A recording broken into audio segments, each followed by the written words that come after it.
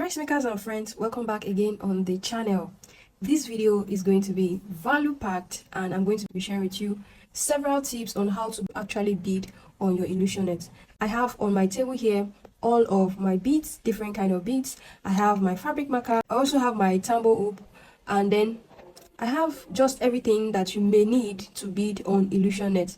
So if you have not subscribed to this channel, give this video a thumbs up and also subscribe, and let's get right into the video. You already seen on this tambo hoop, here is an illusion net which we are going to be working on, and then this is actually my own skin color. So irrespective of whether you are working with a skin color illusion net or you're actually working with a tool which is different colors, you can actually use these tips that I'm going to be sharing with you today. Okay, so where do you want to bead on? That's it. What kind of beading design are you replicating? That's another question. So if you've been able to answer those questions, then the next thing is, like I always tell you, is to actually outline that design. All right, outline that design on your illusion net. Please note that whether you have a tambo hoop or not, you can actually bead on your illusion net. It doesn't mean that, oh, if I don't have a tambo hoop, can I do it? No, you can actually do it whether or not you have a tambo hoop. So you go ahead to actually mark that design on the net that you are actually working with. This may look like it's not showing, but I'm going to put something on it so that you are able to actually see what it is that we are doing. Okay, if I put the paper behind this now, you can see something greenish around here. Okay, so this is the marking. Okay, I hope you can see it. Yes, you can see it's clear now.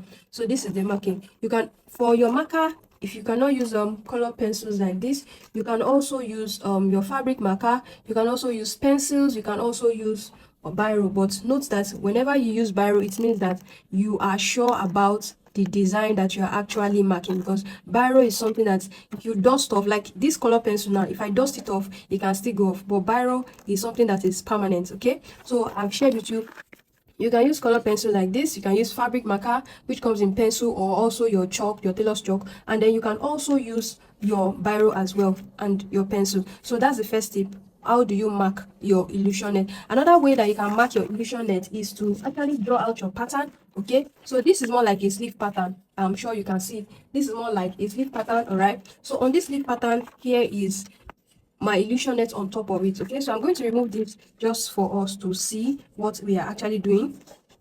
So you can see that this is like a sleeve pattern. All right, so I go ahead on the sleeve pattern and I draw. So, okay, once you draft your sleeve, all right, the design that you want, the beaded design that you want, go ahead and draw it on that sleeve that you have drafted. Okay, this is the design that this is going to be. Now place your net on top of it. You know that if you are used to pattern drafting, you know that you can use your pattern to cut your net. That's how you do it. Okay, so place that net on it now. All right, then you will use this pattern now to cut the net. All right, so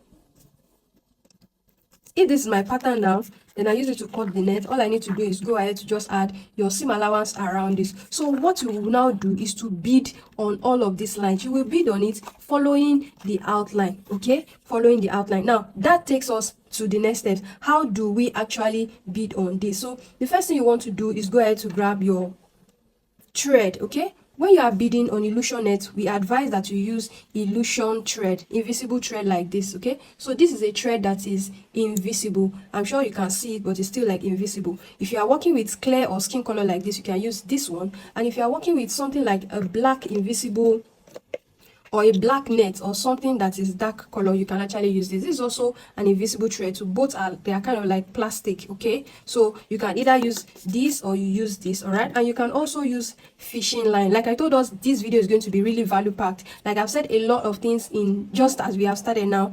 So this is actually a fishing line. You can also use fishing line as well. Okay, so and now how do you thread your needle? You still want to have an invisible or illusion effect on whatever it is that you are doing, and I'm going to show you how you will thread that needle right now. So remember, I'm just using this thread just to show us. Okay,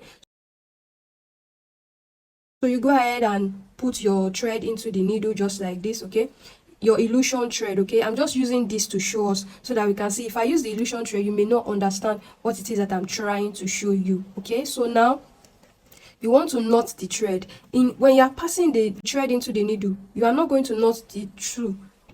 the same way, just like you are used to, usually you do it like this, then you make your knots. Okay, in this case with illusion thread, because you want to have an illusion effect, something that is very, very thin. Okay, so this is what you are going to do. Can you see what I've just done? So you make your knot just like this. Okay, you make your knot just like this. Okay, so you have this 4. All right, you use 1 thread to do this. Okay, then you now pull this out.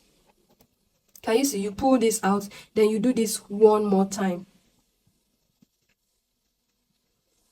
Okay, can you see that? Now this is a good knot. All right, this is a very good knot. Then you now cut behind the knot. You cut after the knot just like this.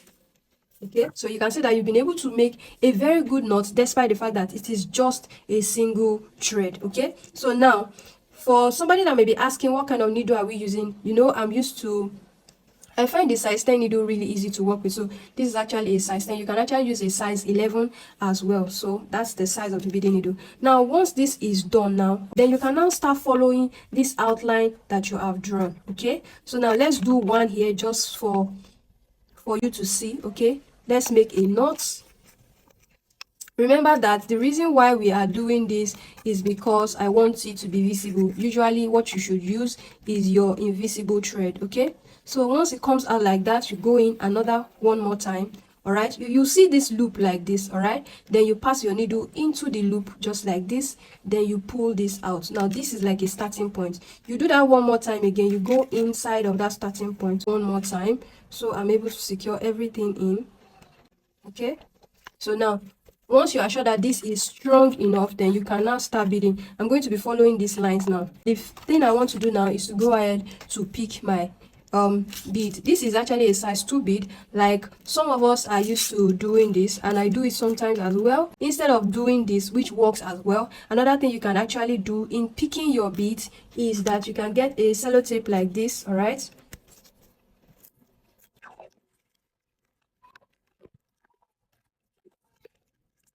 okay, so you get a sellotape like this, and then you wrap this tape around you wrap it around your hand just like this. Okay, so the sticky part, all right, is facing you. Okay, the sticky part is facing you. So once you are done with that, so what you can now do is put your hand inside of your bead like this, and you can see that this has so many beads. And then while you walk, you can just simply pick the bead along the way. You can just pick your, let's say, 4 bead at once, just like you have seen me done like this, and then I pass that down onto my pattern.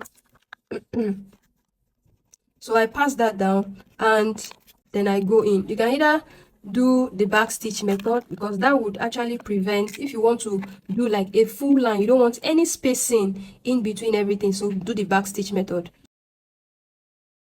So once you have done this, you go out from the 2 beads. If you have been following this channel, you have seen some videos that we have done this back stitch method. Okay, so this is the first one. Again, you go in and then you pick your next 4 bead. So you pull that down again, all right, and then you go inward. Okay, and then you come out by 2 bead.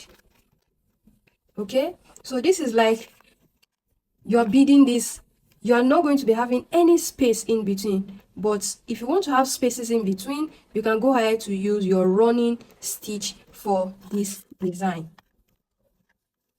Okay, so this is like the 3rd lap. We are picking 4 at a time, but the way we are doing it is not going to be showing that we have been picking 4 at a time. It's going to look like we picked all of the bead at once on a stretch, and it's also going to be sitting in nicely. You can see the way this is now. So this is what you want to go ahead to do for all of this design that you see, whether it's a curve or whether it's actually a straight line. Now once you get to the end of like each outline like this, what you want to do is to pick this just the same way, come out by the last one, then you want to secure your thread down nice and tight. Okay, so you pick a pinch of this net from here. You can see that this is like the end of this part. Okay, so pick a pinch of fabric, go into the loop, knot it down just like this. Okay, and that is like the first one. You go into that point again. Remember that the reason why you are seeing this is because this is an orange thread. If you're actually using your actual invisible thread, this is not going to be seen. So you do this like 3 to 4 times to knot that down nice and tight. Okay, so once you are sure that it's really tight, then you can now go ahead to cut off leftover thread. Like I said, the reason why this is showing is simply because this is actually an actual thread. Okay, so what you want to do for this pattern is go ahead to repeat this process for here, here, here, until you fill this up, and then you repeat this process also for this design that you have created as well. So up next now, I'm going to be using this actual invisible thread. Okay, so and I'm going to be tying it, so it's like practically everything that we did using that thread, just for better understanding. So you tie it like this, you bring it forward, and then you just give it one more tie. Okay, so this time I'm going to be showing us how to actually bead on illusion net with curves. Okay, so now I've just cut off the excess just like that, which we don't need anymore, and then you go ahead to mark this. All right, so now you can see what I have actually marked. I am so particular about wanting you to understand what I'm showing in this video, because in the last video we did about illusion nets, a subscriber was saying that she didn't really understand. So for the sake of everyone, I want us to have a better understanding, and that's why I'm taking my time to show us everything that this involves. So as you can see this curve, or is it spiral, that is right here on this. So I'm sure you can see it. This goes something like this. Let me retrace it on the paper so that you can all see. Okay, so this is something like what we have here. I'm confident it's clear enough now. So just the same way we did, okay, make sure that you do not thread everything to be the same thing. So just one, okay, and I've showed us how to make the knots. All right, so you can now start your beading. Now you can take this off. Now that everybody has seen it, I'll take this off, then I'm going to start beading. This time, after knotting it, I'm going to be making use of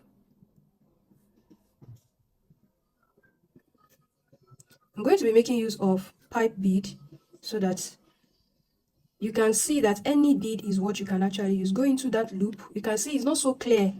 This is not so clear now because it's an illusion thread, but I'm glad I already showed us with the thread at first. Okay, so the point is just follow that procedure to get your thread inside your illusion. Now this is well secured, then we can now start putting the beads inside. So now I'm simply going to be picking this. Okay, don't forget to do this. All right, and you can also do this. So the good thing about this is you have both bead right in front of you. So one of this, okay, and then maybe one of this as well. Okay, so we are just simply going to be following the line. Okay, so when you're actually working with curves, it's important that you do this procedure. Okay,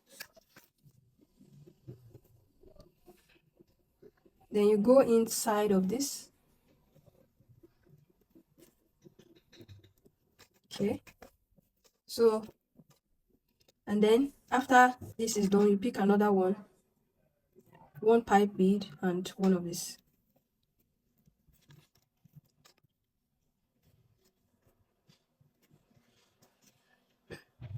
So this will actually prevent space. You don't want to have any space in between, use this method. If you want to have spaces in between your bead, just simply use the running stitch method. Now I'm simply going to be picking one pipe bead and one seed bead, and I'm just simply going to be repeating that process, following the outline that I have drawn to get my pattern. As you can see, I'm just picking one pipe bead, one seed bead, then I am doing the back stitch method, and I'm repeating and repeating that process, and that's what I keep doing until I got this curve that you see right now. That's what you just practically need to do until you feel the entire pattern that you have drawn on your illusion net or whatever fabric that you are using to create this curved design. And once you get to the end of the stitch or the outline, you just need to secure it just the same way that I have showed us earlier. I really don't want this video to be too long, and that's why I had to speed it up. The same way we actually finished that end is the same way we did this one as well. Make your knots, ensure that it is really tight and safe, then you can now cut off your excess thread or leftover thread. I know you have learned so much in this video. If you have any questions, do well to leave your questions in the comments, and also don't forget to give this video a thumbs up and also subscribe if you've not done so already. I'll see you again in this next sewing tutorial.